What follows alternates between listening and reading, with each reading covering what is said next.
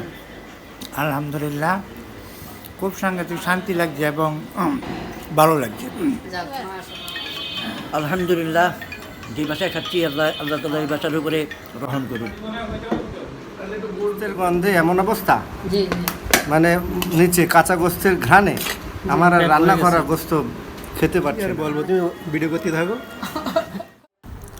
প্রিয় দর্শক আসসালামু আলাইকুম, সবাইকে ঈদ উল আজহার শুভেচ্ছা রইল। প্রিয় দর্শক, আমরা সকাল সকাল ফজরের পরে ঈদের নামাজের উদ্দেশ্যে রওনা দিয়েছি। প্রিয় দর্শক, আমাদের এখানে সকাল 6টা 6:30 বাজে জামাত। প্রিয় দর্শক, আপনারা দেখতে পারতেছেন এই মুহূর্তে কিন্তু আমরা নামাজ শেষ করে আমরা বের হয়ে যাচ্ছি আর হুজুর দেশ এবং জাতির উদ্দেশ্যে প্রিয় দর্শক মুনাজাতে আল্লাহ তাআলার কাছে দোয়া করতেছে। প্রিয় দর্শক, আমরাও দোয়ায় শরিক হলাম।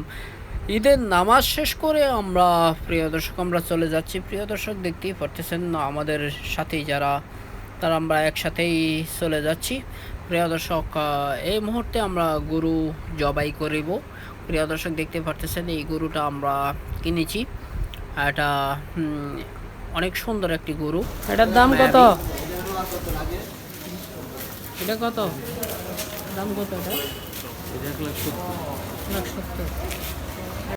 প্রিয় দর্শক, গরু জবাইয়ের পরে আমি কাটাকাটি শুরু করলাম। প্রিয় দর্শক, দেখতে পারতেছেন আমাদের সাথে যারা আছে সবাই কিন্তু কাটাকাটি শুরু করেছে। প্রিয় দর্শক, সবাই কাজ করতেছে।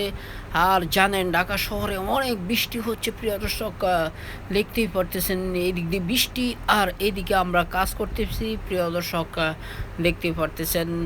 আর এ পাশে আমাদের মাংস বানানো শেষ। প্রিয় দর্শক, এখন বাগ করার পালা। আর আমরা সবাই হাসি খুশি। প্রিয় দর্শক, এই ভাইটি আমাকে কী জন্য বলতেছে আমি সুন্দর করে একটু ভিডিও করার জন্য। প্রিয় দর্শক, দেখতেই পারতেছেন এই মুহূর্তে আমরা কিন্তু মাংস বাগ করব। প্রিয় দর্শক, আমাদের গরুটা তাড়াতাড়ি হয়ে গেছে। প্রিয় দর্শক, দেখতেই পারতেছেন। আর এই মুহূর্তে কিন্তু আমরা খাবারের জন্য রেডি হয়ে গেছে। প্রিয় দর্শক, মাংস খেতে হবে তাড়াতাড়ি। প্রিয় দর্শক, দেখতেই পারতেছেন আমি কিভাবে খাচ্ছি। প্রিয় দর্শক, ঈদের দিনে একটু আনন্দ দুষ্টামি প্রিয় দর্শক সব মিলিয়ে কিন্তু ঈদ। প্রিয় দর্শক, এটাই ঈদ উল আজহার শিক্ষা।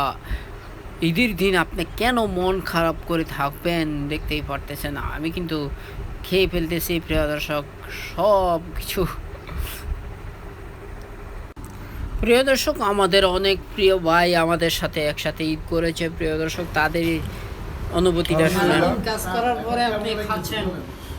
আলহামদুলিল্লাহ, সারাদিন কাজ করার পরে আমি খাচ্ছি। গোস্তের গন্ধে এমন অবস্থা, মানে নিচে কাঁচা গোস্তের ঘ্রাণে আমার আর রান্না করা গোস্ত খেতে পারছি না। আমার খুব ইচ্ছা যে আমি খাবো, কিন্তু খেতে পারছি না।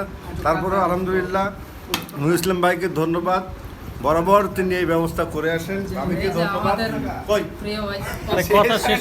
ভাবিকেও ধন্যবাদ, কারণ এই কষ্ট তিনি ছাড়া আর কেউ করতে পারেন না। এই জন্য আল্লাহ তাকে আরো বেশি বেশি রান্না করার খাওয়ানোর তৌফিক দান করুন। ভাত দিল শামীম ভাই, কাজ করার পরে এই যে খাচ্ছেন, আপনি একটু কম করে খান।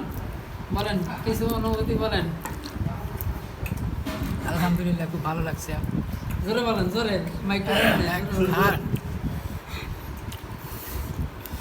কথা বলাটা থাক, এই যে খাচ্ছে খাওয়ার টাইমে কথা বলেন না। আমাদের এনাম ভাই খাচ্ছে সারাদিন কষ্ট করার পরে। আর মাদার ভাই কেমন? আর মাদার ভাই দেখতেছি না, আমি এখনো আসি দে, ইনশাল্লাহ খাবো। আবার আরেকজন বেন্দর ভাই বেশি করে খান। আর মাংসের কি অভাব আছে? কিছু বলেন। কি আর বলবো, তুমি ভিডিও করতে থাকো আর খাওয়া দেখো। আচ্ছা, এরম ভাই কিছু বলেন, আর কিছু বলবেন?